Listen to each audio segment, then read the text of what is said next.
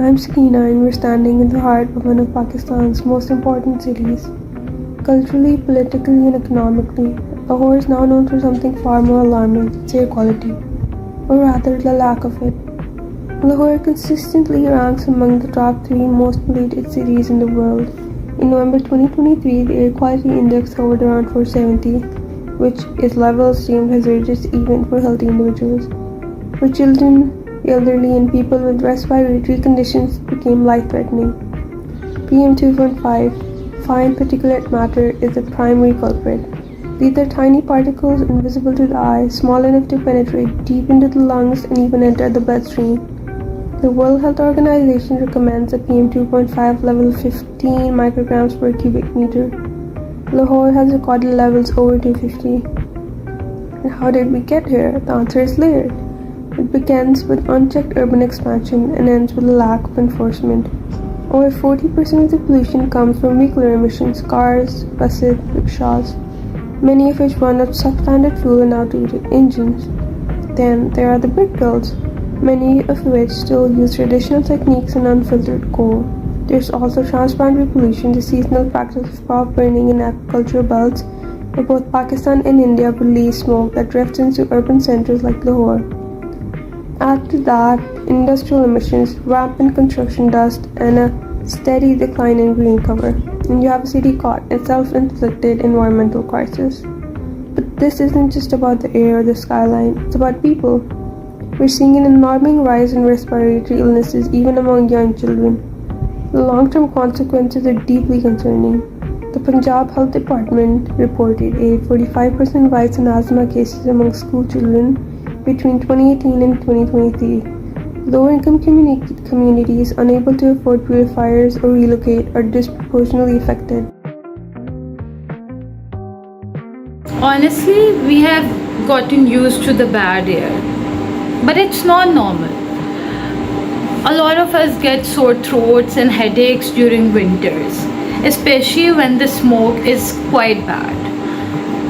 It's not easy to avoid pollution, although we try to stay indoors when it's really bad out there. But you can't do that all the time, right? But unfortunately, it has become a part of our lives or routine, we can say. I am Hamna.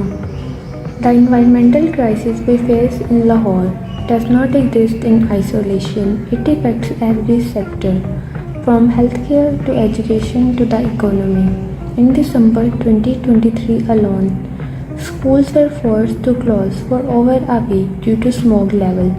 These clears disrupt education. Hospitals meanwhile report surges in emergency cases. According to a World Bank estimate, Pakistan loses over 2.5 billion annually due to economic impact of air pollution. So, what is being done and what must be done? The Punjab government has introduced several initiatives: a transition to zigzag technology in brick kilns, introduction of electric buses in urban transport, crackdown on smoke-emitting vehicles, tree plantation campaigns. But implementation remains inconsistent. Policies are often reactive, not preventive. Fines are rarely enforced. Many industrial operators continue to function without filters or regulation. We also lack accessible public transport infrastructure. Lahore's car-centric development mode continues to encourage private vehicle use, adding emission badly.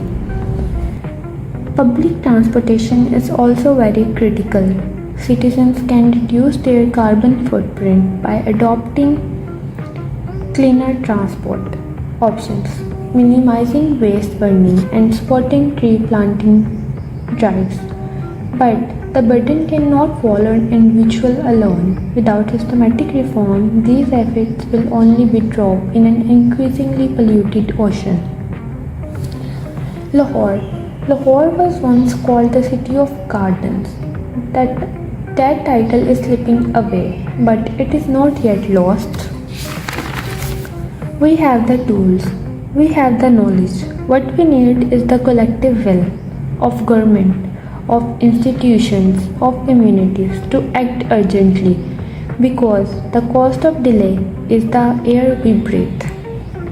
This was Talking on Progress, Lahore's polluted crisis.